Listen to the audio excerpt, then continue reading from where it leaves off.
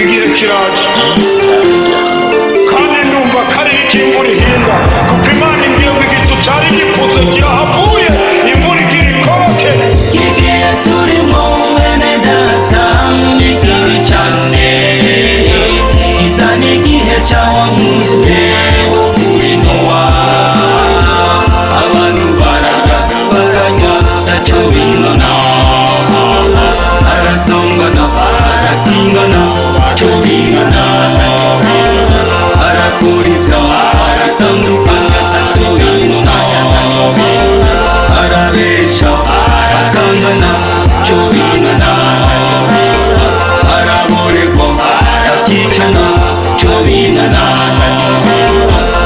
aribona agakora ibizira taco binona, arasenga ibigirwamana taco binona. Barababashimana mu buryo bwose, ariko igihe kigeze ko Nowa yinjira, arababwira ati nimuze duhunge. Baramuraba bagatwenga,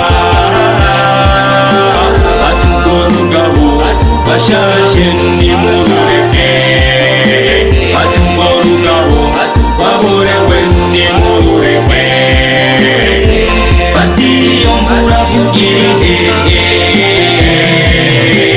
Uko niko bimeze n'ubu mu bantu b'Imana, uko niko bimeze n'ubu mw'ishengero ry'Imana.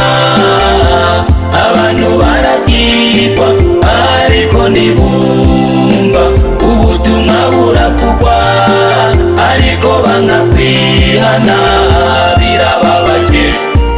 Igicu kiraje kandi kigira cyisuke, ndavuye mwe ndabize mwe muzobishobora.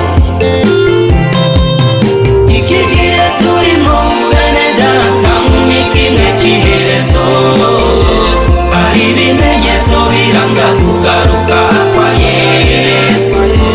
Ishi ndamaze kugaragara bene data, aho urukundo rwa benshi rwamaze guhimbaza. Intambara inkuba z'intambara bikwiye kw'isi yose, abigira bavugishwa n'Imana bamaze kugwira. Ubukene indwara z'ivyaduka vyabaye vyinshi, ibyaha mu mashengero bisasiga inama, ivyazira vyazirowe mu bantu b'Imana. Turababazimana mu buryo bwose, ariko igihe kirageze umugeni wa Kristo atugwa mw'isi. None nimuze twihane bene data, duhebe ivyaha vyacu vyose, isuke mu maraso ya Yesu turaharirwa, isuke mu maraso ya Yesu turakiza ivyaha.